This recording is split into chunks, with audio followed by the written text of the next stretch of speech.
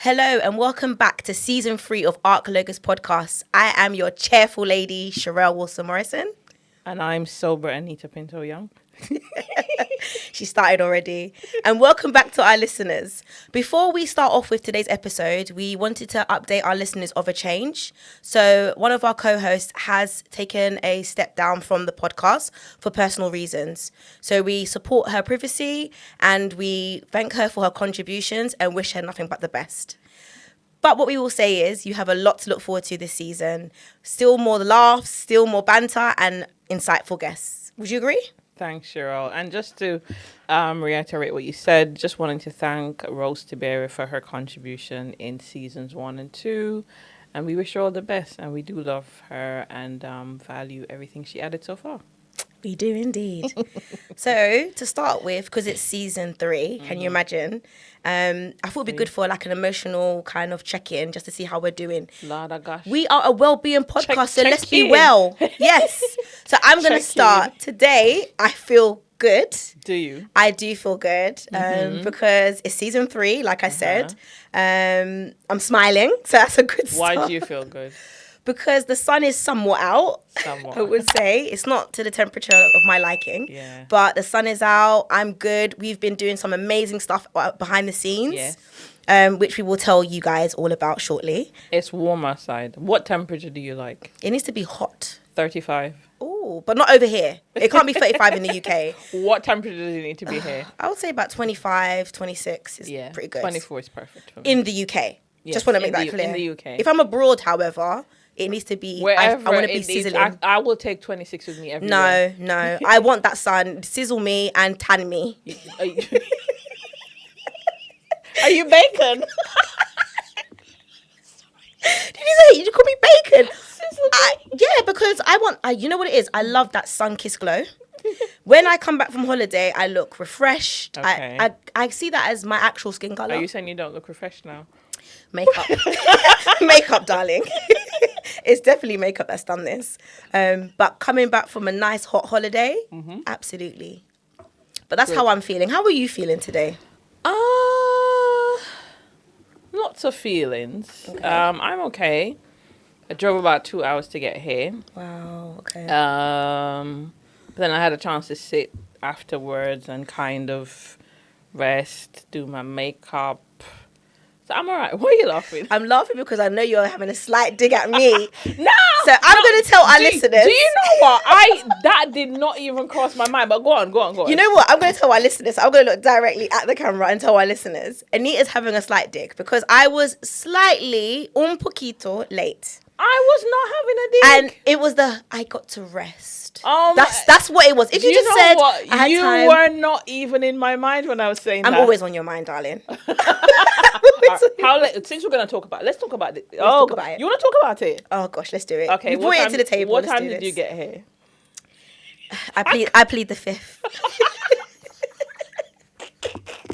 I plead the fifth. You're a time bender. It's fine. All right. In my defense, right, I don't own TFL and I don't want to have anyone come for me. Okay. If I was in charge of public transport, I could take full responsibility for it. However, that being said, I have to rely on TFL. And that's for our people that's out of the UK. It's Transport for London. Okay. I have to rely on it. And if things are delayed, it can affect my changeover times. Oh, I'm so sorry. How does that make you feel? It's not a coaching session. How does it? It makes me feel frustrated because it's something out of my control. And even though I planned to get here early, not on time, to get here early, I can attest to that. I end up coming just about on time. I'm so sorry. Would you like a drink? Got my water here, so I think that should be suffice. Do you feel okay now? Or do you need to, can we move on? Well, I would have liked to have had 10 minutes to compose myself, like you had your 20 minutes to relax, but you know, it is what it is. We're here today, and I'm just glad to be back for season 3. Oh my God. I feel like we're talking about nothing. What are we Can talking you about? imagine? Like, we've literally come off topic. This is literally like, we're just checking in, doing an emotional check-in, and, you know, you started at me already, so. No, you asked how I was doing, and I said, I'm okay. It took about 2 hours drive to get here. So I was kind of having a moan about that, and then I reflected on, okay, but actually, I had the chance to sit and to do my makeup and to kind of wind down. But you still think in your head, I'm. I felt attacked. Oh my God. I really did. Oh my God. I thought there was a lot of quotations there coming at me. I was talking about myself. But there's always something in the mix about me in there. And, that's just how I felt at the time. And you know what? It kind of ties in nicely with well-being, because I feel like if you're not happy with something, or you feel something's about you, you need to verbalize it and not hold it inside, because it can eat at you, Is this a therapy session? Is there anything else that's eating at you? Like, is there any... If there was a couch right now, I'd be lied, sprawled across it. Talk to me. What's going on? I just hate... Okay, most people know me. I'm usually late wherever I go. I'm going to own that. That's me. You're usually? I am usually late. Why? I would say comfortably late. Not late as in like an hour, 2-3 hours. Why are you usually late? So it depends on the situation. Usually I do plan. So you call me a time bender. And I can kind of see why you would call me a time bender. So if there's an event to get to for 1 o'clock, I don't want to be helping to set up the chairs. You want to get there for 1 o'clock or 1:15? Respectably, yeah. So like fashionably late is the term. I think they coin it. And I'd like to do that. I mean, I guess people talk about African time or Jamaican time or Caribbean time, isn't it? Okay. Because I remember going to a party once that was supposed to start at 4. It did not start until 6. I've heard that. I was like, what's going on? And I think, to be honest with you, I think before I got married, if I need to get somewhere for 11, I'd probably get there at 10:55 or maybe even 5 after, you know? But then after I got married, my husband is really strict about make sure you leave on time. And even if I try to not leave on time, he's there, what time are you leaving? What time are you leaving? Wow. So I kind of have that, sort of discipline in my ear going, get out of the house. Okay. What time do you need to leave? So I think that's kind of helped. And it's probably changed me since I got married. And it's funny you said that, because a lot of my friends would agree that my timekeeping has improved Since you got due married? to my husband. Yeah, he is a stickler for time. Is he? He cannot go anywhere late. Wow. And it's so funny because I'm the one that usually would go fashionably late, and he's the one that will refuse to go late. Is it? And I feel like a lot of his ways have definitely rubbed off on me. Okay. And we'll tell your story. There'll be times where we have somewhere to plan to go. Yeah. And say, for example, we've agreed to leave the house at like 1:30. And 1:30 comes, and I'm thinking, oh, I'm not officially ready. He's gone out the door. He's not waiting. You've been left. Literally. And I thought it was a joke. Like, maybe he'd be waiting around the corner. Yeah, he's gone. He's gone. He's walking to the bus stop, train station, wherever we're going. He's gone. I admire him. And I'm like, so I learned the hard way, and that changed me. I was like, if he's saying we're leaving at 12:30, best believe 12:29. I think God gives us the people that we need, isn't it? Yeah. Yeah, I think God gives us the people that we need. And that's the thing about things like marriage, is that God will say, actually... And it's that whole thing about opposites attract, in a way. We get the people that we need. So that's Very true. Yes. But going back to you were checking in about how you felt before, you talked about your journey here. So how are you feeling today? I'm good. Like I said, I mean, if we're going to go real, the last couple of months have been a lot of major transitions for me. Okay. Yeah. So I've moved to the country. So I no longer live in London. Okay. Hence the 2-hour trek. And it just feels like everything is a lot further away. But I do like the peace and quiet. Okay. And I changed jobs, or I left my job. Wow. So been doing a bit of freelancing over the last couple of weeks. It's exciting times. It's exciting times. It means I have a bit more time to focus on the podcast and other things. So yeah, it's been a lot. Well, you look very refreshed. I was gonna say that you actually look well rested. Do I? Yeah. I think maybe it was like the extra 30 minutes in the car. Oh, see, here we go again. Back to the 30 minutes. That extra 30 minutes did wonders. Okay. No, God is good. That sounds good. So it's not like this year's been a year of transitions for you. And obviously we spoke before about changes into the podcast, and obviously on top of that, coming back to season 3, which I'm super excited about. Yeah. So I'm going to say from my perspective what I've been doing during the pause. Yeah. So I've been refreshing myself in terms of looking at my spiritual journey. I've been focusing on what I want for the future. And I've also been looking at how I'm being well in myself. Because I know we always talk about wellness all the time, but it's about what am I doing to be well in myself, and trying to keep those as continuous habits. That's good. That's good. And I think since the break, we both went to Jamaica. Oh, don't remind me. I want to go back. I was doing so well until you reminded me about that. Yeah, we both went to Jamaica to see family. That was nice. So I was meeting some nieces and nephews for the first time. Wow. Yeah. When did you last go back to Jamaica? Yeah, I think I try and go every other year. Okay. But I kind of feel like I'd skipped a year. So I think maybe when I went in March, that might have been after 2 years of going. Okay. Because I had so much going on in between that. Of course, yeah. But it's always good to go, see my mom, spend time with my mom. My mom is so sassy. Oh, I wonder where you've got that from. Well, I think you're sassier than me, but anyways, that's a conversation for another day. But yeah, I remember going down, and the first week I took my mom to the gym. Oh, okay. Where was the gym? So she lives in this new housing complex that actually has a gym attached to it. Wow. Okay. And I found out, so I took her, did some low maintenance exercises and stuff. And it was really fun. And then I had to give up my room in my mom's house because my sister had to come with her family. Oh, so do you want to talk more about that? Because I picked up a little bit of a tone there. Give up my room. Oh my gosh. Okay. So obviously my sister has, came with her whole family. So I went and stayed with my brother. But it was only like 15 minutes away. So I was able to travel back from my brother's house to my mom's house during the day. It was fun though. Yeah. Yeah. Lots of KFC. Oh, don't get me started about KFC. Tell me about your trip though. What was the best part about your trip? So my brother, sister-in-law have got their house built out there. So we stayed in. So this was my first experience in a long time staying with family. Yeah. So usually when I've been to Jamaica, it's been in a hotel. Yeah. And so initially, you have that bit of, maybe not so much you because you're used to staying with family. But I had a bit of how is this going to go? Because I'm going into, yes, it's my brother, but it's his home, his environment. And I know what I'm like when I want my space. But I'm telling you, I loved it. I felt like I was going back home. It didn't feel like a holiday. I felt, watch me about walking down the road to go and get patty, juicy patty. Like, I was like, yeah, I'm a local. Obviously, I didn't speak because if they heard the accent, they'd be like, charge you £10 more. I just nod and smile. Yep. Did you really? Sometimes I try. Okay, my patois, I don't like putting it on because I find when I fix your face.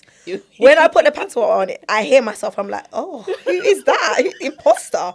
But if I don't think about it and I naturally flow, obviously being in the environment. Do you want to speak the patois? I'm not doing that. I plead the fifth. I'm not doing that. But it was so amazing. I got to reconnect with some family as well. So we stayed in an Ochi. In Orange Bay, that's where my brother is, and my sister-in-law's house is. Amazing house. I even done a tour like it was mine. I would say, this is our room, this is our ensuite, this is our walk-in wardrobe, all that kind of stuff. And then we got to actually go and see family down by the, oh my gosh, I've forgotten where it was. I've gone blank. But it was by the Springs. I think you went. That's it, St. Thomas. Thank you. We were there at the same time.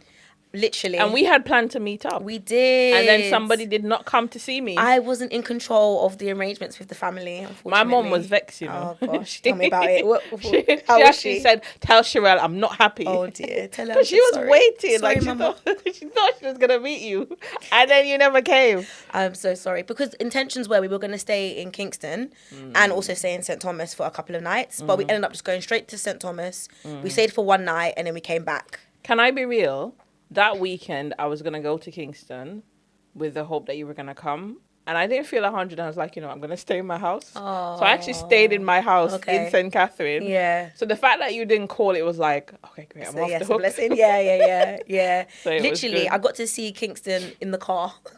So I've never been to Kingston before. You wanted to go to the Bob Marley Museum. I had plans, like I wanted to, and initially we were gonna stay. We were gonna get like an Airbnb, but I guess what had happened was we were gonna try and do it during the weekday and then try and plan into the weekend. Yeah. But my nephew was flying back out on the Sunday, so we needed to make sure we was back in time. And then there was other plans for family gatherings and stuff. The reality is that with holiday you can never plan. This is it. And I don't like a planned holiday. Oh gosh. like a strict itinerary. We're doing this 6 a.m. No, I want to go with the flow. Yeah, yeah. And I just want. I mean, I appreciate that sometimes when people have kids, they have to plan a bit more. Of course, because my sister always said, I have the kids, I need to make plans. I They can't get just sit. They bored. get bored. Yeah, You know what I mean? yeah. But I kind of like the luxury of just rocking up. It's holiday. I do what I feel like doing. If I want to go, I go. If I don't want to go, I don't go out. You know. There's always the plans to go KFC. You have to go KFC. It's a plan. But I think you should need to order in advance. I think my learning is you need to order. I had to lie and tell them my flight was coming. Where did you go? You lied, Cheryl. Okay, I confession. did. Okay, this is my confession. Confess. Okay. So we got to KFC, and you know I've been dying to go KFC. Yeah. Got there. This was I ordered the wrong meal. I should have gone spicy. I don't know what I was thinking about. You ordered original. original is Just cutting my eye at myself. Original. Okay, that's fine. Why am I waiting hours upon end for this chicken? How long did you wait? I waited for a long exaggerated? time. I waited. It was long. Listen, when you're hungry, everything feels long, you know. But I'm going to be real with you. What I noticed about in Jamaica, you're rush on the roads. You want to overtake. But in KFC, it's go slow. Customer service is probably not our strongest area of... Yeah. I like that. But my thing is, I don't need the customer service. Just give me my food. If it comes with a smile, okay, it's a bonus. But that's the thing about the customer service. It's like, where you are? When I have that. And it's, you know what? I don't mind. Just give me what I've ordered in a reasonable time. It's meant to be called fast food for a reason. Did you see the line? It was, the line. Yeah, Jamaican KFC is not fast The food. line. Like, you're waiting it's in like that a dining experience. That's why I was waiting for a table. You're waiting. Listen, and if you Yeah. do the drive-through, it's even worse. Oh my gosh, I had to get out the car while I was in the drive-through. So we went twice, just so you know. And the first time we went, we was in the drive-through part, and I had to get out of the car and walk around to see how long the queue was. And I saw a lovely lady who actually worked there and was having a nice chit-chat, and she called me sister. She's like, don't worry, when you get there, I'll sort you out. She saw me, she's like, hi sister, hi sis, how are you? And everyone was looking at me in the car. Does she look like you, sister? No, we look nothing alike. Nothing, you know, it could be different parents, you know, sister from another mister. Oh god! But she looked after us, like in terms of, she's like, I'm sorry for the wait. And she said she's sorry for the yes. She said sorry for the, because I'm her sister. This is it. She said sorry for the wait. To be fair, I mean, sometimes the whole bad customer service in Jamaica is an exaggeration. Okay. Sometimes. Sometimes. Like, most of us are feisty. Like, Jamaicans are just feisty to be feisty, right? And in a lot of places, the customer service isn't the great. I mean, it's something that stand-up comedians talk about all the time. Yeah, you do hear Jamaican customer service. But you do have people who are polite and friendly, like me. But that's everywhere. Sorry, wait. I was just about to respond to that. Like you. Yes. Polite and friendly. Yes. Within reason. Am I not polite and friendly? Within reason. Okay. All right. I wish we could have done behind the scenes before we came into the studio today, because I felt like I was getting told off. Me? What was I telling you off about? Like I was being What was I scolded. telling you off about? You're a time bender. You know, even if we planned this time, you need to make sure you plan 20 minutes on top of that. And I'm just like, okay, yes. I felt like I was being actually quite measured. Like, I was calm about it. Like, I wasn't... In all honesty, you weren't your usual self. I was expecting what's my usual cussing. I was like... Prepare yourself. You are going to feel it. You're going to feel Anita's wrath right now. Prepare. So just don't answer. Don't respond, because you know she digs. Don't talk back. Literally, because you dig. And if I respond, because I know I get a bit sassy. Snappy. And then you're going to come back, and then we're just going to be like, rah, rah, rah. So I was like, just prepare. Breathe in, breathe out. And then when you came, I was like, Raw. Do you know what? It's the move to the country. It's helping me to... And the rest. It's helping me to calm down. I'm You're chilled. Do you know what? When I was in Jamaica... Yeah. My mom kept saying to me, do you think you're everybody's mother? And I was like, raw. And since then, I've been thinking about myself, you know. Okay, so you've been reflecting. I'm like, I actually need to stop acting like I'm everybody's mother and just let people be. I just let them do what they want to do, man. How long is this going to last? Should we set you a time frame? Let's make it a smart goal. Well, you can goal. hold me accountable. You can hold me accountable. And our listeners can also hold you accountable too. My sister's probably listening. Oh. Scratch that. Can we take it out? Yes, sis. This is for you, sis. Hold her accountable. Yeah, I mean, I think it. So like I said, my mom kept saying it to me. She kept saying, "You think you're everybody's mother, innit?" Because obviously I get on her case about a lot of things. And it's been making me think a lot about the weight of that sometimes. Of course. Because it then sometimes means I take on battles that I don't need to take on. Or I kind of automatically slip into that parental role. Right. Which works for some people. And I think some people probably benefit from that because it means that they hook the nurture in you. Because I know there's a side of me that can be really nurturing. Yeah. And then, you know, for some people, they benefit from that because it's almost like hooking that nurture in you. But then sometimes it's draining because then I end up feeling like I'm taking responsibility for other people and I don't let people take responsibility for themselves. Okay. So I feel like I'm trying to rein that in and to get to a place where, okay, just let people do what they want to do. You know, have you heard about the let them theory? No, explain it. So I've heard, I think it's Albina and some other writers. There's a writer, I can't remember what her name is. And she just talked about let people do what they would rather do. The whole thing about, you know, telling people, why haven't you called me? Why don't we do this? Just let them. Because sometimes it can mean, am I guilt tripping people into relationships or am I guilt tripping people into doing the things they want to do? Just let people do the things they want to do. Okay. Obviously, you then have to deal with the consequences of that fallout. Because sometimes you pulling back and giving people the space to be their authentic selves can sometimes mean that whatever they're doing may not be enough. But that is when you have to make that choice about, okay, in terms of this relationship, am I forcing you to show up for me? Am I forcing you to be accountable? Or am I just going to step back and let you be how you want to be? And if you're not what I want you to be, then I have to step back and make a decision about, okay, is this good enough? That's deep. But you know what? It's really important because I had to learn the hard way about, I have certain set of values. And one of them is integrity. Yeah. And then what I've had to learn is if I place my own values on others and expecting the same in return, and they don't deliver, I'm hard on myself, or I'm starting to question, actually, why? What's wrong with this individual? When in fact it's me, that's my value base, and doesn't mean that they're gonna have the same. So that let it be actually makes a lot of sense. It really does. And this is what I mean about stepping back from work. I think sometimes when you're in the busyness of work and freelancing and stuff, you're kind of in autopilot and you just go. And I think sometimes as well, some of it is the mindset of London. Busy. Everything is busy and it's the churn. And I'm not saying that that's an excuse for perhaps how I was, but I think it means that you don't always have the time to step back and reflect on how I'm being. And like I said, after I left the job the other day, I remember thinking, crap, I didn't realize how tired I was.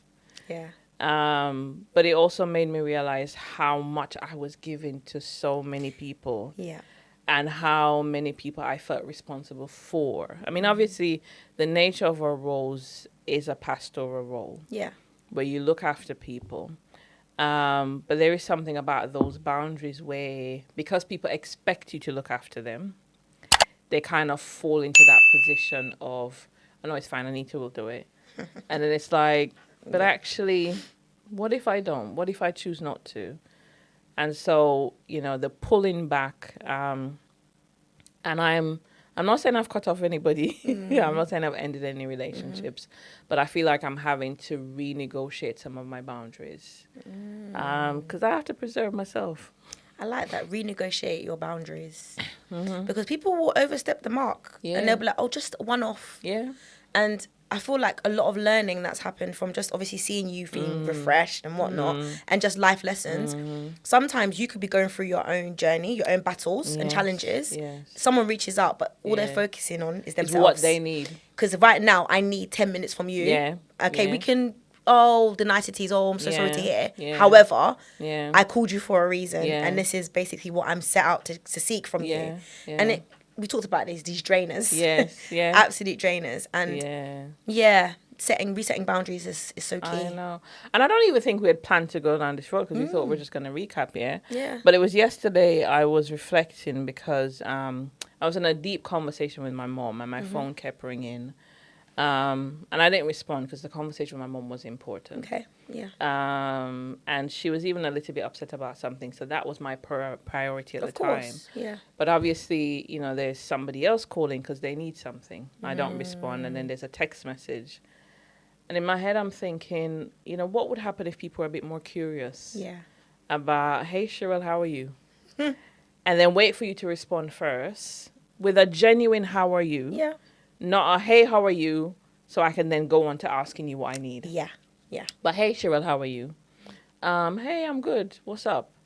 I'm good. What are you doing? Do you have a bit of time on your hands? Wow. You know, like, do you have space? Yeah. And sometimes we don't check in with people. And I think I saw a quote somewhere which said, when you call your friends to either ask for something or to offload, do you check to see, do you have capacity? Like, I need to have a conversation. There's something going on. Yeah. I'm really upset right now. Do you have capacity? Because the person on the other end of the phone may be going through their own crisis. And some of us wear it better. Yes. I've been told I'm strong. Do you know what I mean? And I am strong. Yeah. But a lot of Black women in this season of their lives are kind of renegotiating that term because a lot of us have been casted as strong Black women. So there isn't an appreciation of, okay, you're stressed, you're tired, you're exhausted, what's going on for you? No, it's fine, you're strong. Anita's strong.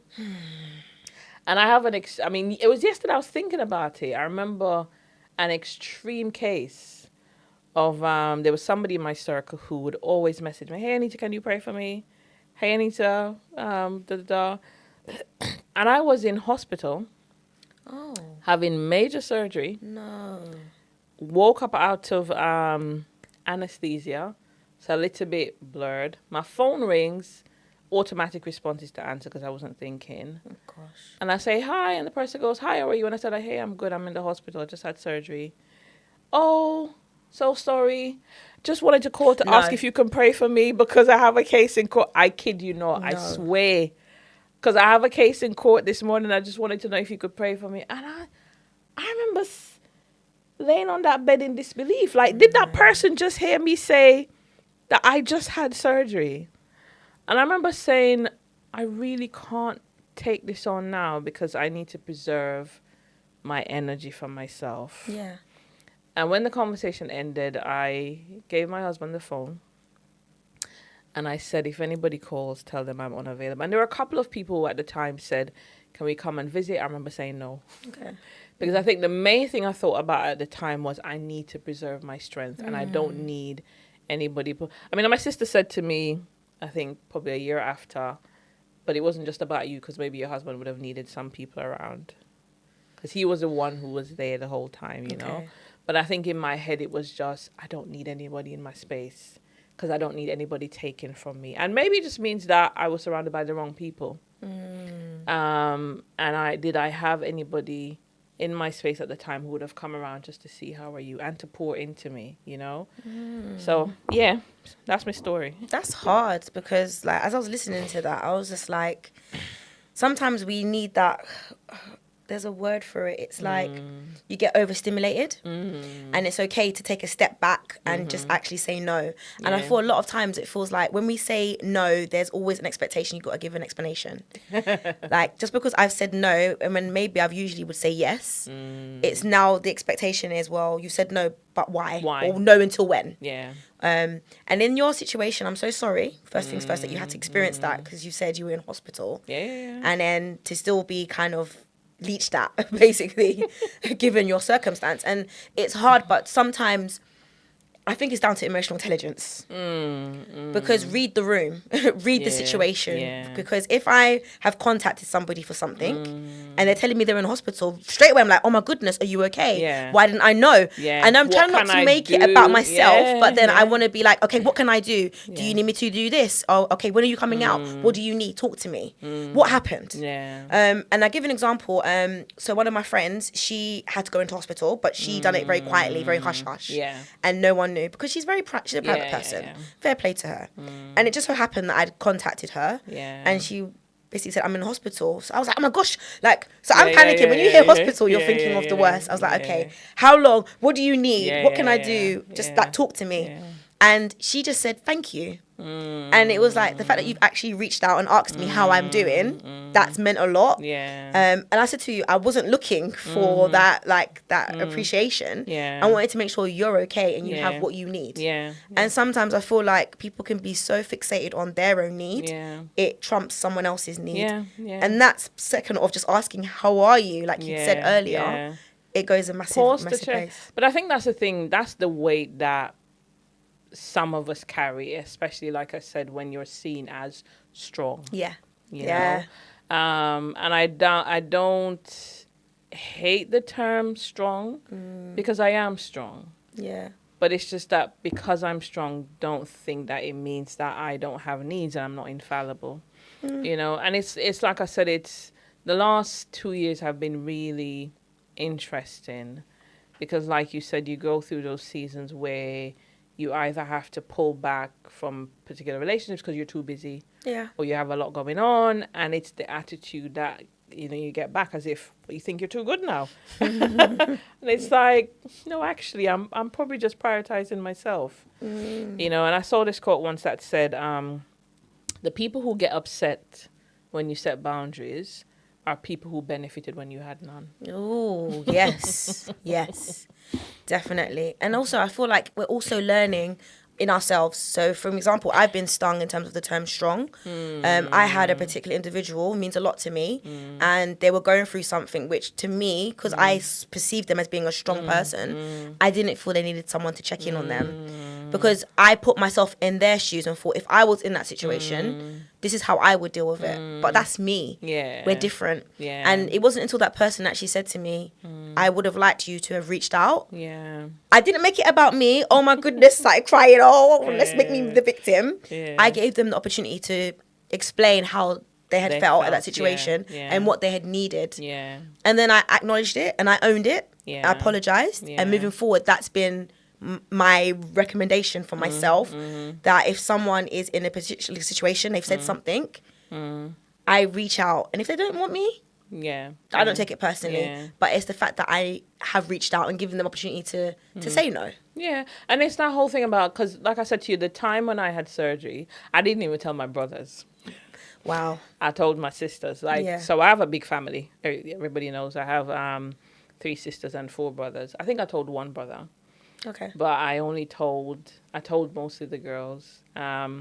And I think it was the day of the hospital, I posted a picture on the family page, and one of my brothers was like, "Raw, my sister's having surgery and she hasn't even told me." Oh.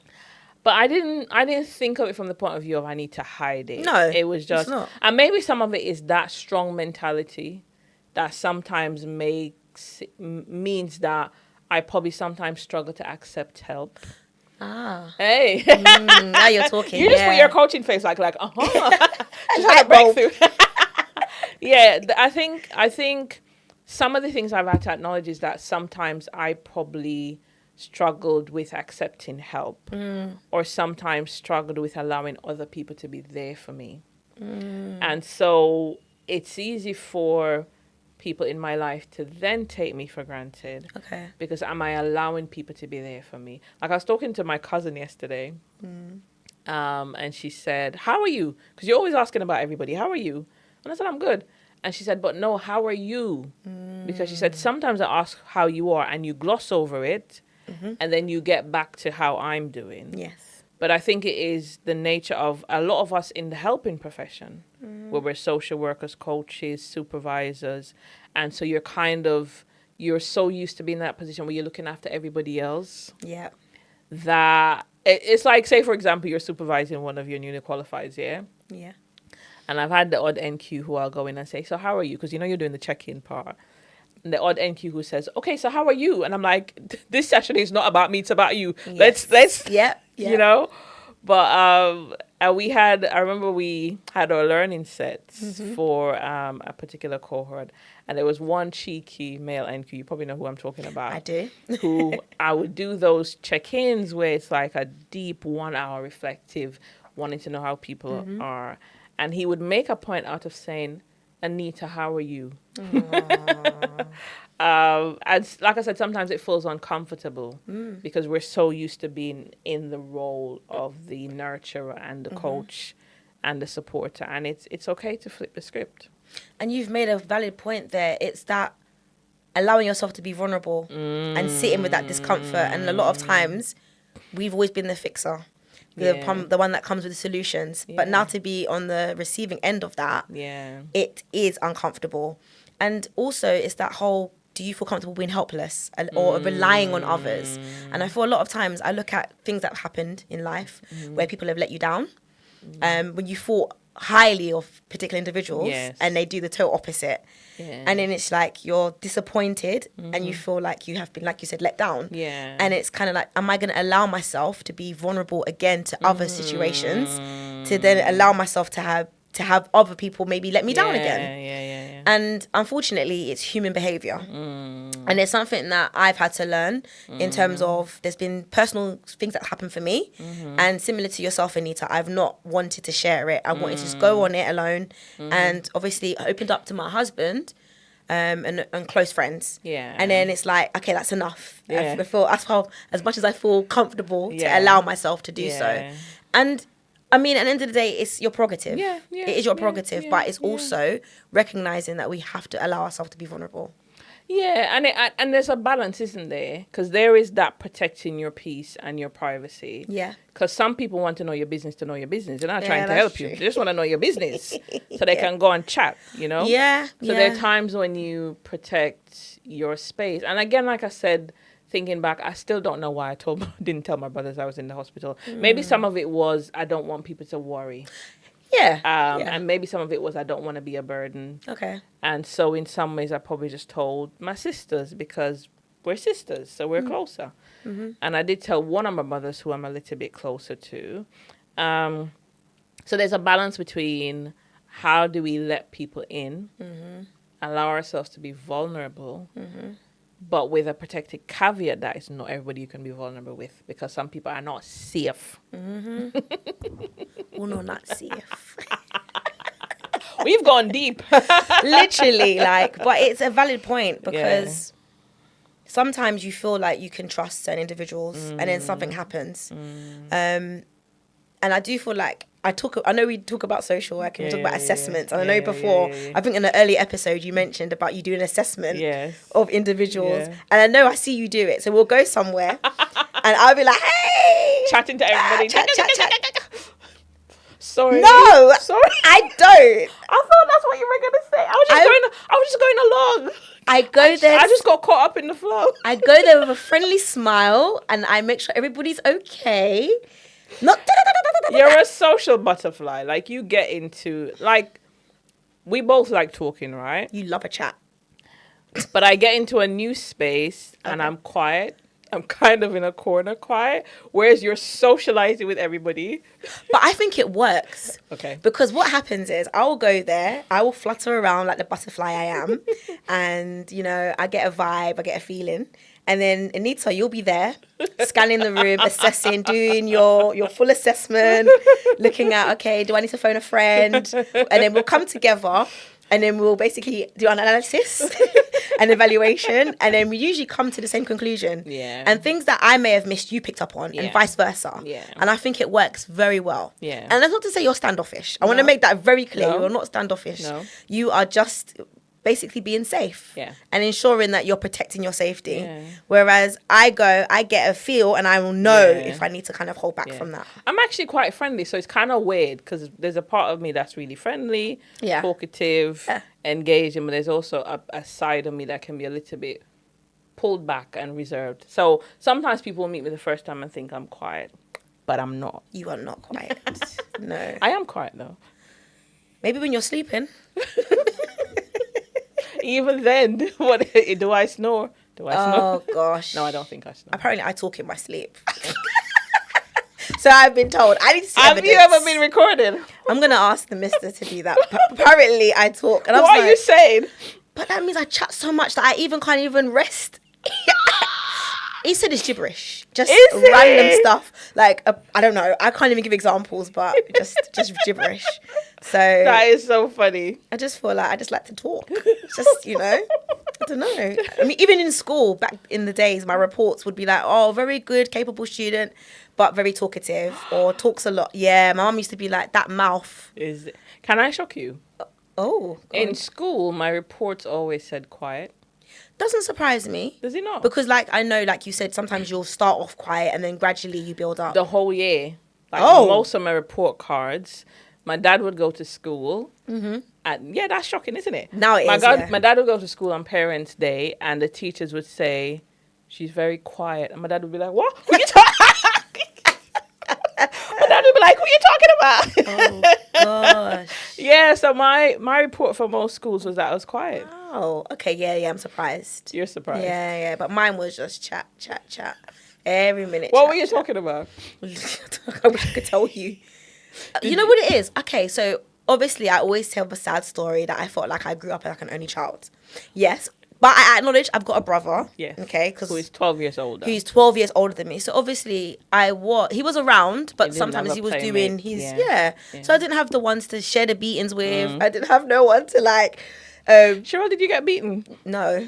But still, let me complain about this. I didn't get beaten. However, just want to talk about it, like, or share the telling offs then. Yeah. I had no one to share that with, no one to try and take my food off I my got plate. beaten, by the way. I'm so sorry. I grew up in Jamaica. Okay, fair enough. You're going to get flogged. Yeah, my mum used to drag me up though. Literally, I was scared of her. When you look at my mum, she's so little and cute. But so I never had that opportunity. So me going to school now, That was your this socializing is my time. okay. These are my sisters. These are my brothers. These are my friends. Yeah. And so I don't know how long it's gonna last until the bell goes, and then I've got to go back home and talk to my teddy bears. Quite a and- socialite. Literally. I don't even know why I was quiet. I just obviously I grew up in a house with 8 siblings. Wow. So there was always somebody to talk to. And we're really close. Yeah. So we have each other. So I think in some ways it sometimes kind of felt like don't really need anybody. Not that we don't need people. No, it makes sense. Because we wanted friends. But yeah. Yeah. My dad was told I was quiet. But it makes sense because you had that interactions at home. Whereas mine, yes, I had next door neighbours, but it's not the same. Yeah. And yes, my brother would come in and I have cousins. But once again, it's not the same. It was just me, literally, and mum and dad. You made the friends at And school. I made lots of friends in school. Lots and lots and lots of friends. And that's just followed me throughout my You have adult lots of roles. friends. But they're in different compartments. So I learned the hard way. I thought, because they're all my friends, they can all get along. So let's put them all together in one environment. So now I've learned, yes, I have different compartments of friends. You have different friends for different things. Friends for seasons. No, that sounds so bad. You're all my friends. Please, guys, don't unfriend me. I'm fortunate that throughout my years, I've picked up friends along the way, whether it's through sports, whether it's through School. uni, schooling, work. Generally. So my bestie, I love her to bits, but she can make friends anywhere.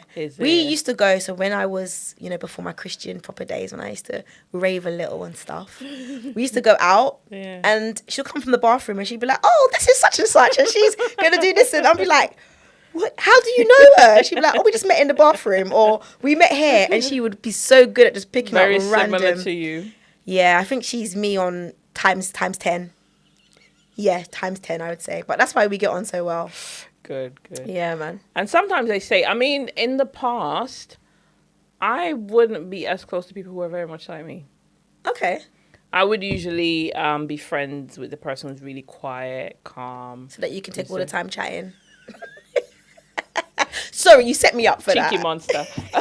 No, I think I probably always thought it balanced out. Okay. And I probably always worried about clashing too much with somebody. So I always thought But then I guess there's a side of me that's quiet in it. So That was when you were in school. you did say when we go to events, I'm the quiet one. But you're most probably talking to yourself in the corner. Because you just can't help yourself. What would I be saying? So Anita. Usually the conversation is going over in my head. So you're saying- I'm usually there watching you, you know. Watching me? Yes. I'm people watching. So I you're love there. people So watching. you're there going around, and I'm sat there watching. Like, watch this and I'm one. like, look at this one. Yeah, see? What did I just say? What did I just say? I swear, I'm watching you, and watch I'm it. watching who you're talking to, and I'm watching the interactions. I'm like, that's quite interesting. But what I've noticed from you as well, and I don't know if you realise you do this, if there's a certain individual that I'm talking to and you're like, oh, okay, my assessments come back as positive. All of a sudden, you just morph from nowhere, and I see Anita just appear, like, hi, hello. And I'm like, oh, okay. Have you been standing there the whole time? Because, yeah, I've noticed you'll do that on some occasions. Sometimes. Yeah. We're like, oh, hi, yeah, oh, and I've done this, and oh, yeah. I'm just like, wow, okay. There are the occasions when I'll meet somebody, and off the bat, we're talking. Yeah, okay. Or say, like maybe the first time we came here to meet Jamie, I'm front and center in that conversation because we've come for a certain reason. We need to make that connection because we need to secure a studio.